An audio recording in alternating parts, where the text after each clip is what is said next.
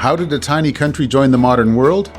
As fast as it possibly could. We've got to go digital. Why don't we do a strategy to teach kids how to use computers, which was wildly unpopular when I proposed this. Today, former Estonian President Toomas Henrik Ilves on life in a dangerous neighborhood and how to handle a bully. I'm Paul Wells, the journalist fellow in residence at the University of Toronto's Monk School. Welcome to the Paul Wells Show. Toomas Ilves, whose friends call him Tom, was in Toronto a couple of weeks ago on his way to the Halifax International Security Forum. Seems he's always on his way to some global gathering of people who worry about war. I saw him at the Warsaw Security Forum in October. He's easy to spot in a crowd, dapper, in a tweedy suit and a bow tie. He comes by his interest in war and peace honestly. From 2006 to 2016, he was the third of the 5 presidents Estonia has had since it regained its independence in 1991. Before that, in the 90s, he was Estonia's foreign minister, which means that during all the time when the world was celebrating the end of the Cold War, he was trying desperately to deliver a single message: not so fast. He's a fascinating figure from a fascinating corner of Europe. He grew up in New Jersey and on the west coast of the United States. He speaks Estonian with a bit of an American accent. That may help explain why, after independence, he became a leading advocate for the fastest possible economic transformation of a tiny country that had been constitutionally part of the Soviet Union for a generation, and that had suffered enormously for it. The path he chose, not just for catching up to Europe, but for getting ahead of it, was a digital revolution that became known as the Tiger Leap. When I visited Estonia for the first time in 2004, it was leading Europe in internet access, e-commerce, and open government. That's part of Toomas Ilves' story. The other part is the constant certainty that Russia wasn't done being a threat. Even today in retirement, he's a leading thinker about the dangerous politics of Central and Eastern Europe. I spoke to Toomas Henrik Ilves at the Monk School in Toronto.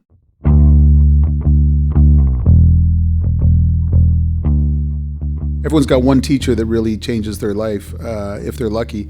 Yours was a computer science teacher.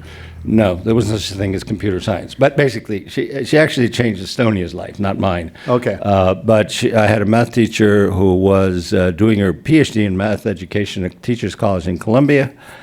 And she had this crazy idea in 1971 that, can we teach kids how to program? And so she rented a big teletype machine with a perfo tape and a big telephone modem, and it was hooked up to a mainframe here, I guess I would say 50 kilometers away, 30 miles, and we learned how to program in BASIC. The language itself at that time was only a year and a half old because it was baby Fortran. A little surprised that it was BASIC, yeah. Well, I mean, 1971, and BASIC came out in 70, I guess. But anyway, and we learned how to program, and it wasn't any big deal. It was just like, we're like, oh, okay. I mean, and it was just part of the math curriculum.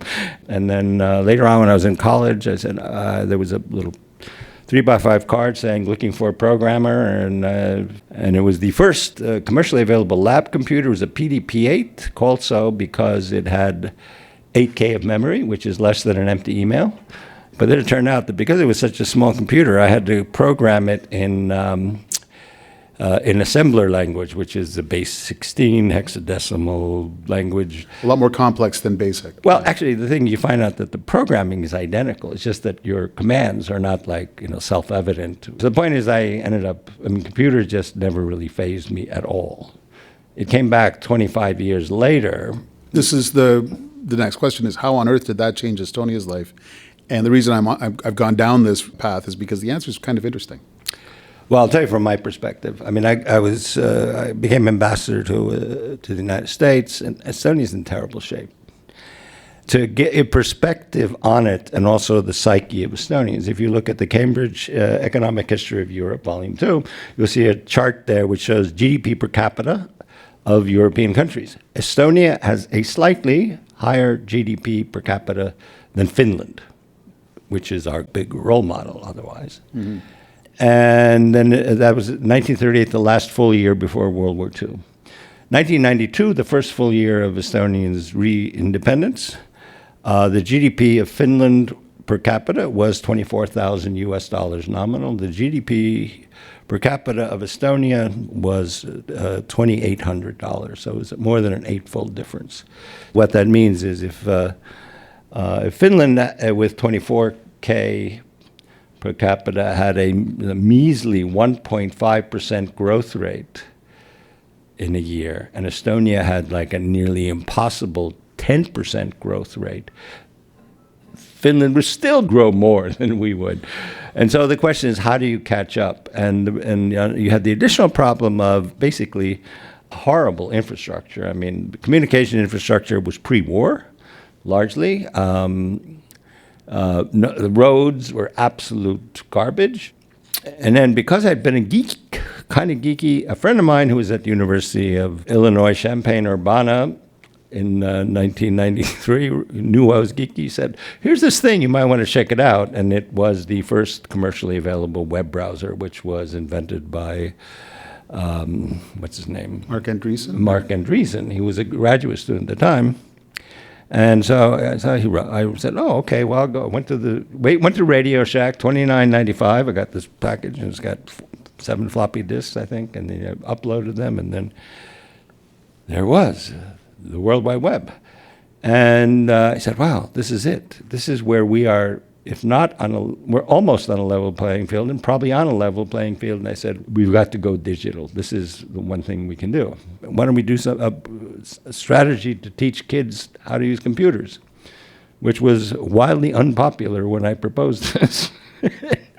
And for about a year, the Teachers Union Weekly devoted at least one nasty article about how I was going to destroy Estonian culture. And unfortunately, there were enough young people who were sort of into the idea that it gathered sort of civil society support. Later, digitization became popular enough that, all the really smart people took over and pushed it and created the system we have now and have had since the year 2000. This is the beginnings of what became known as the Tiger Leap. Yeah, well, the Tiger Leap was the educational program. So we started in 96, and by 97, 98, all Estonian schools had computers, computer labs, and they were all connected. And that was the initial program which I proposed. And then the Minister of Education, who was a PhD in astrophysics, he said, oh, that's a great idea. The president didn't really know computers, but I said, this is going to be good for your re-election campaign. So he's like, okay. All this time in foreign policy circles, you were first the ambassador and then the foreign minister. You and your colleagues from the other Baltic countries and from Poland were trying to warn people in the West that Russia wasn't done being dangerous. I mean, that's essentially a theme of your life. Yeah. I should talk a little bit, one other thing, before that, which is that, all of these countries were obsessed with joining NATO for fairly self-evident reasons.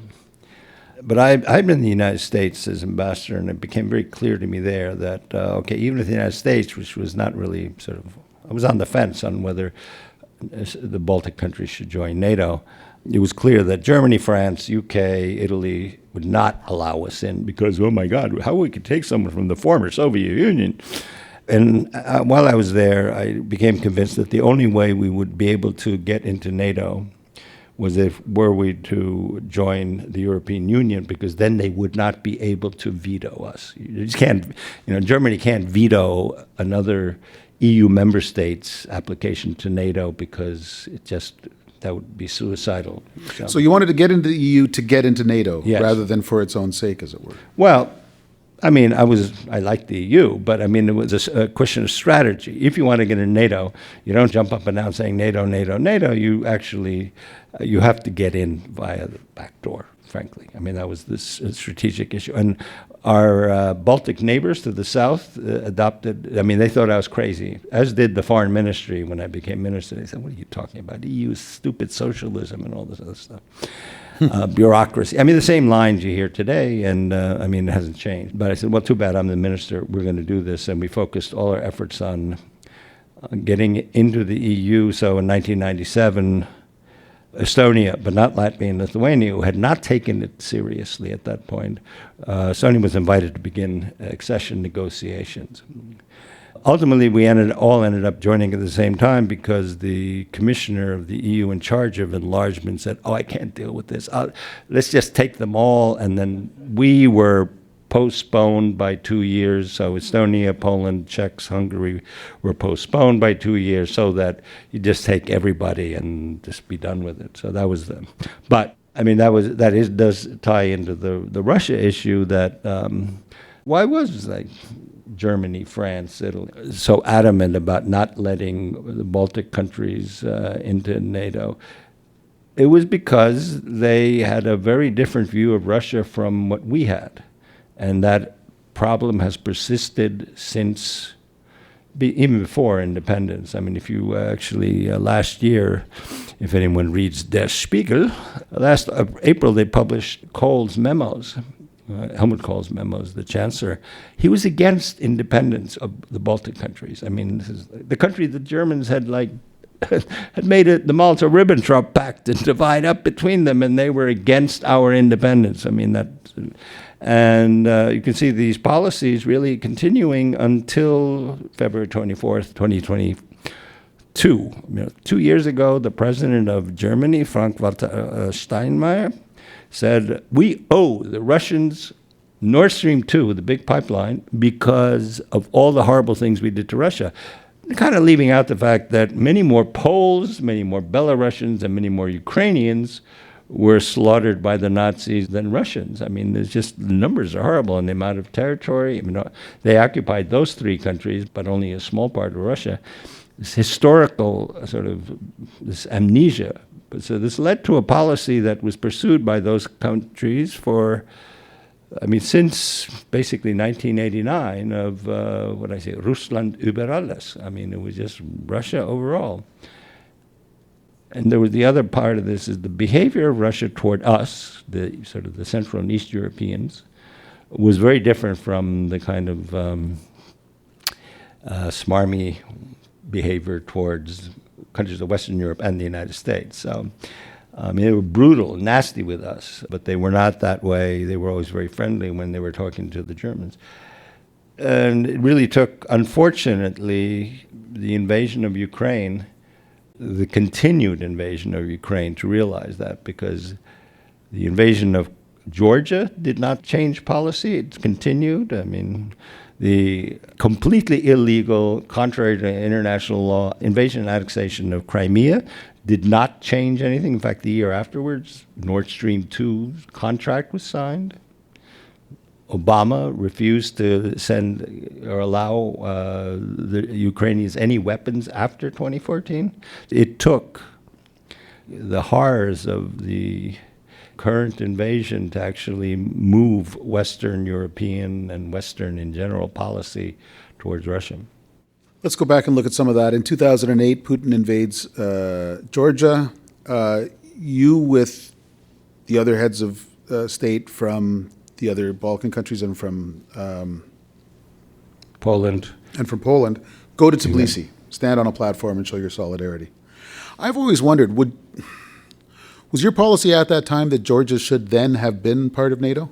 No, I mean, just to back up, it was not even close. But we had in the Bucharest summit in 2008, in which Germany blocked the membership action plan for Ukraine and for Georgia. Now that's like saying, you can't even do baby steps.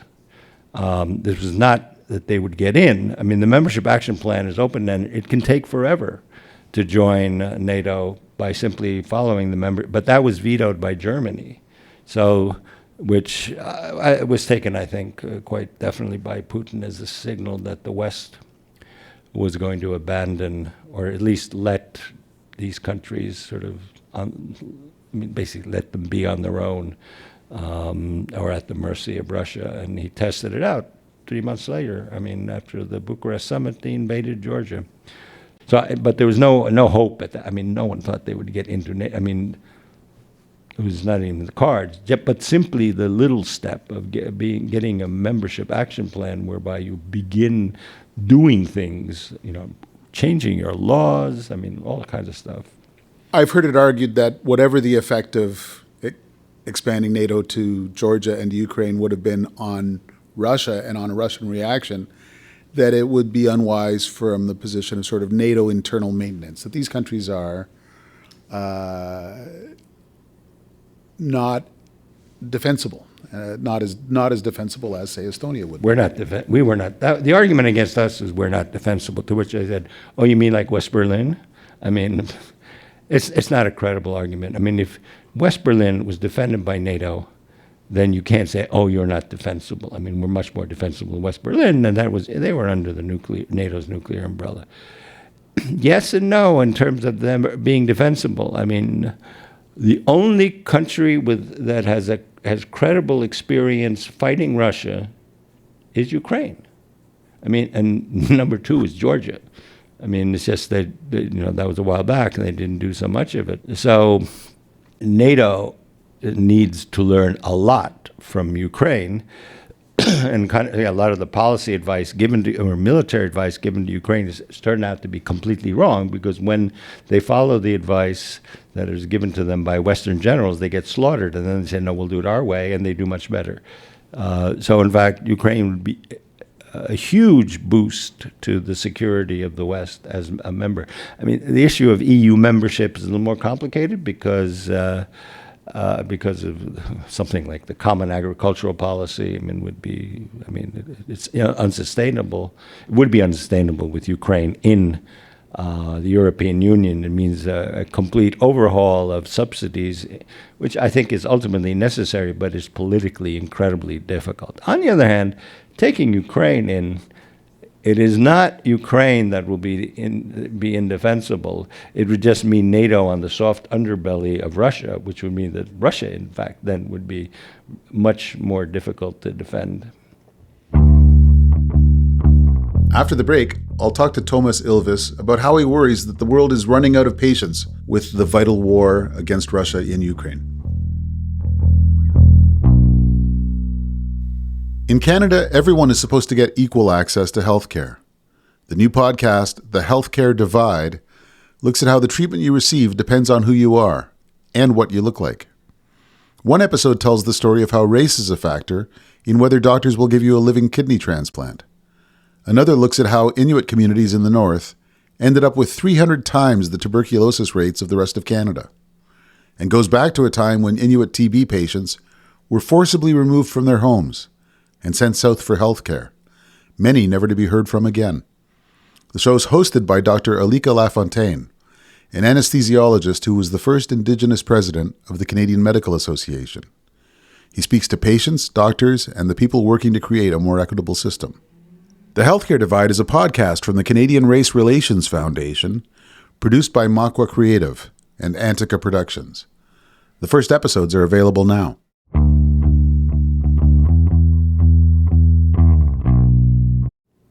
So the full invasion of Ukraine happens in February of 2022. The reaction of the West is essentially astonishment, then a second wave of astonishment that the Zelensky government isn't crushed immediately, and then a fairly rapid ramping up of economic and military assistance. To a point. Well, that's where I want to go. When President Biden says that he will help Ukraine defend itself for as long as it takes, I suspect that doesn't sound quite as good to you as it might to a lot of folks.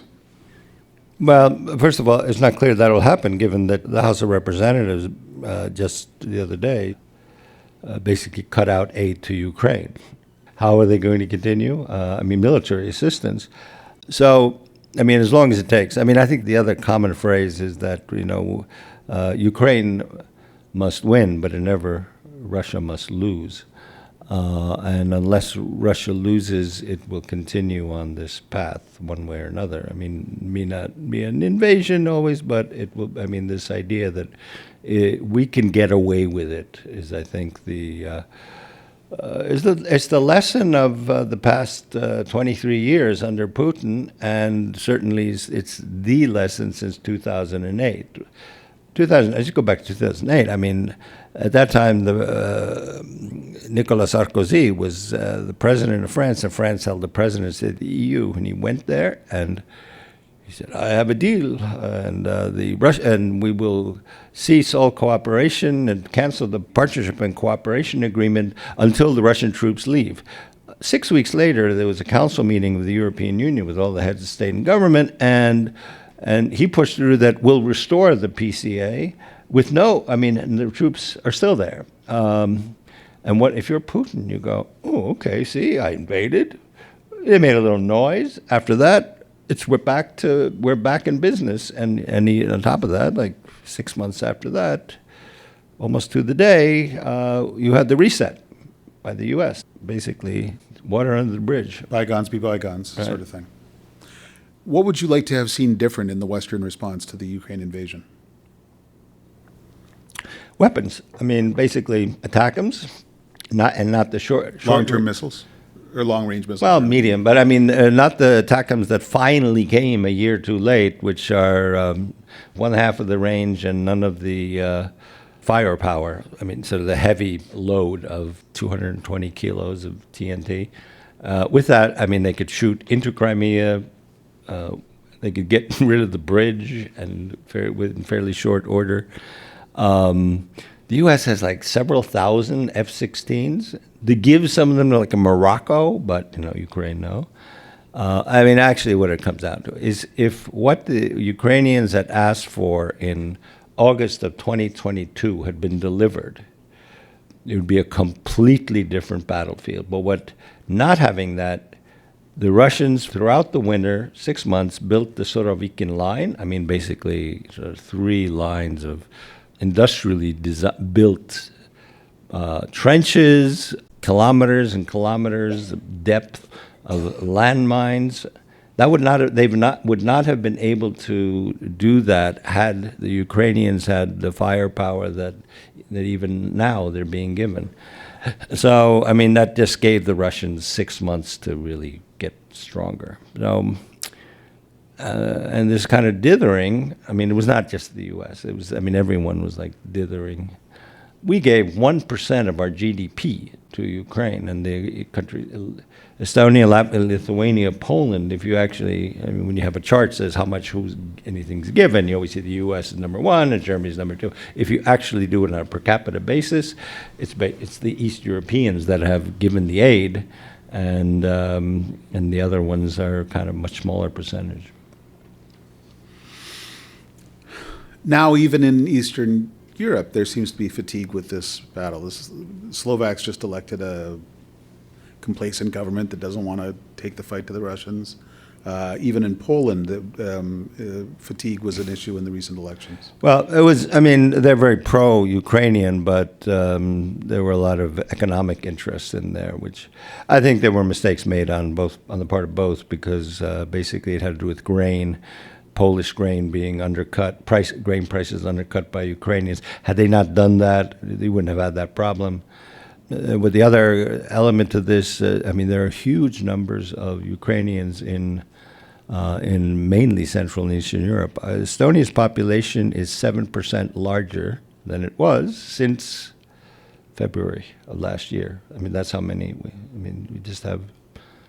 I mean, so many Ukrainians. I mean, we're happy to have them, but I mean, some places, and locally in certain places, you end up with problems. So you have a huge refugee population, much larger than anything that we saw with the so-called migration crisis of 2015. Many, many more people, absorbed with very few problems, actually.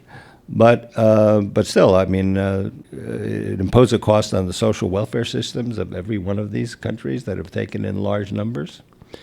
So, I mean, it's the sustainability of the war also must take into account the ability of the donor countries, recipient countries, to actually handle all the various effects of both giving money, giving weapons, and also hosting a lot of refugees. Estonia, Latvia also have substantial Russian populations, Russophone populations, Russian origin. Is that causing trouble too? No, I mean, the population, I mean, I won't speak for Latvia. In the case of Estonia, it's a very, very diverse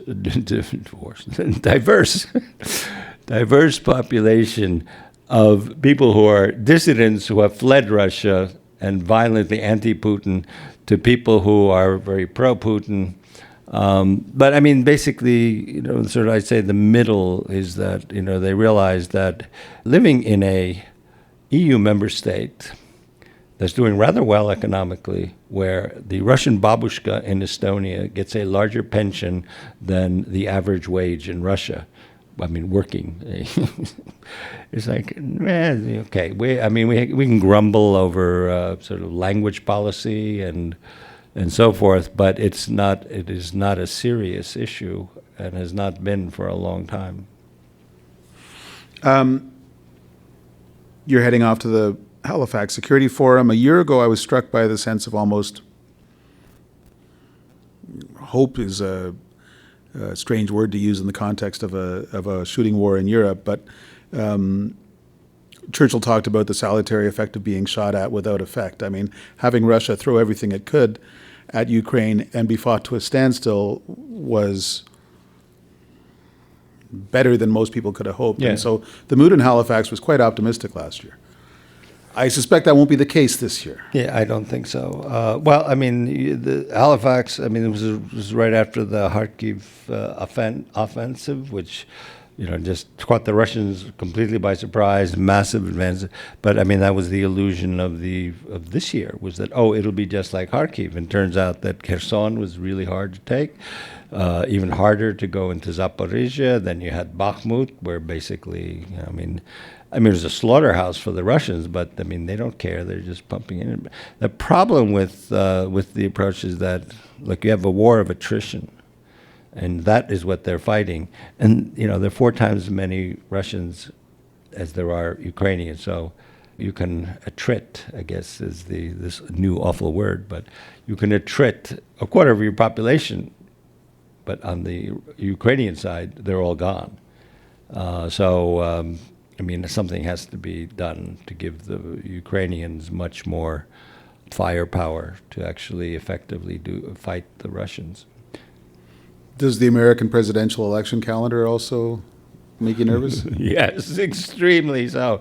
And if you read, not only for Ukraine, if the candidate, Donald Trump, keeps to his word, that's the end of democracy in the United States. The retribution camps, all the stuff that he's been saying the last 2 weeks. If you read his statements, this is, vermin, the opposition are vermin.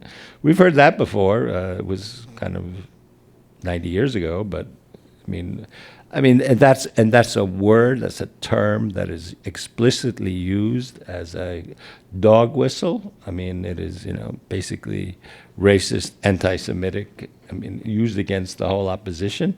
We're in a different place now with U.S. politics, and the guy stands a decent chance of winning, first and foremost because of an 18th century electoral system, which gives far too much small states and overrides the popular vote. Now, you must often have felt, even as the president of a small country, a little helpless and a little sort of buffeted by events like that. What can a small country do to maximize its advantage in this kind of world? Be good at something. That's what we've been doing. Now, 33 years after independence, we have 11 unicorns, billion-dollar companies, for a population of 1.3 million, which is basically one for every 120,000 people. A billion-dollar company. Next in the world is Israel, with about one for every 800,000 people. We are an IT powerhouse, and lots of things that people use were invented in Estonia, and so it's someplace where we are taken seriously. And in being the number 1 country by far in the European Union for digitization of public services and governance. I won't bring in Canada and the United States here, but anyway, we actually, what we say in one area has clout. And that's actually pretty good, because normally a country the size of a very small city, I don't know, 1.3 million is, that's really pushing. Kind of the size of Ottawa, yeah. Ottawa, okay. Well, I don't take a capital because they do have oversized power. But anyway, I say, basically it just means that you're a very small place that actually rates or something. Everything else, we have all the weight of a 1.3 million town. Toomas Ilves, thank you for sharing your insight and your experience with everybody. Oh, it's great to be here. Thank you. Good night.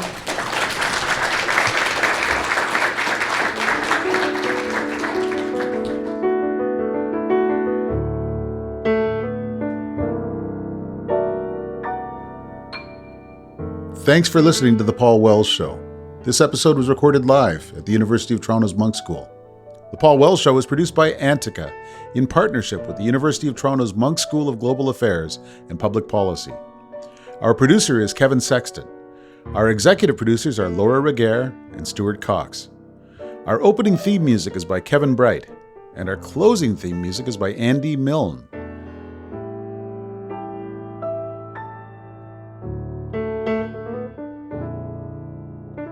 Go to paulwells.substack.com to subscribe to my newsletter. You'll also get a premium version of this show with bonus content. We'll be back next Wednesday.